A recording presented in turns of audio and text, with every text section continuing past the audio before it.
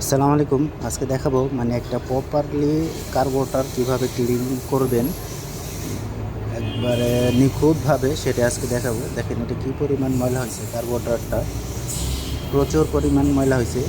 বাইকটা air filter ছিল না, যার কারণে আরও বেশি ময়লা হয়েছে। বাইকটা স্টার্ট নিচ্ছিল না।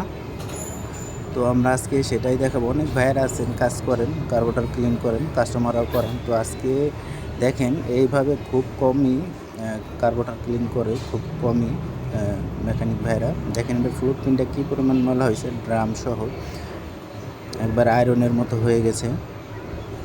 তো আমরা উপরের পিস্টনটাও খুলে নিই। এইখানেও প্রচুর পরিমাণ ময়লা হয়েছে এয়ার ফিল্টার না থাকার কারণে। দেখেন পিস্টনে হালকা দাগ পড়ে গেছে, সাইড দিয়ে কীরকম ময়লা, প্রচুর পরিমাণ ময়লা হয়েছে কার্বোরেটরটা। আর এখানে তেলের অ্যাডজাস্টের যে নাটটা, ওইটা আমরা খুলে নিই। এই নাটটাতেও প্রচুর ময়লা, দেখেন কালো হয়ে গেছে নাটের মাথায়। এই পিনগুলাও খুলে নিব, কারণ পিনের ভিতরে ভালোভাবে ক্লিন করতে হবে। দেখেন প্রত্যেকটা ছিদ্র ভালোভাবে ক্লিন করতে হবে।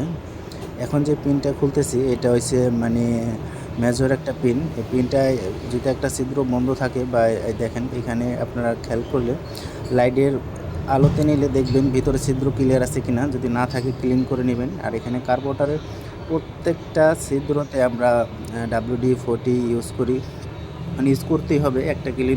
একটা ছিদ্র যদি জাম থাকে তাহলে কার্বোরেটরে মানে যে ওয়াশ করলাম এটা কোনো কাজে আসবে না।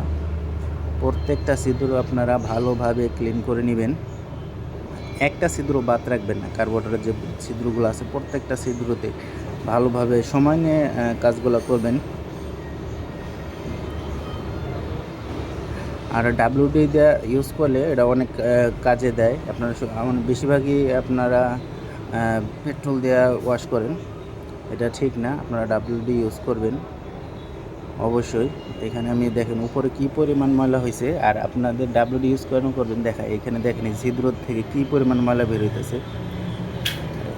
আর আমরা ভিতরে তো ওই যে পেট্রোল দিয়ে ওয়াশ করতে পারি না, তো WDটা মারলে ভিতরও ক্লিন হয়ে যায়। দেখেন WD মারার সাথে সাথে ক্লিন হয়ে যাচ্ছে, দেখছি অনেক সুন্দর ক্লিন হয়ে গেছে। এটা আপনারা আরও সময় নিয়ে ভালোভাবে ক্লিন করবেন। আমি ক্লিন করে দিচ্ছি, ভিডিওটা অনেক স্ক্রিপ্ট করে দিচ্ছি জায়গায় মাঝে মাঝে, কারণ অনেক সময় নিছে।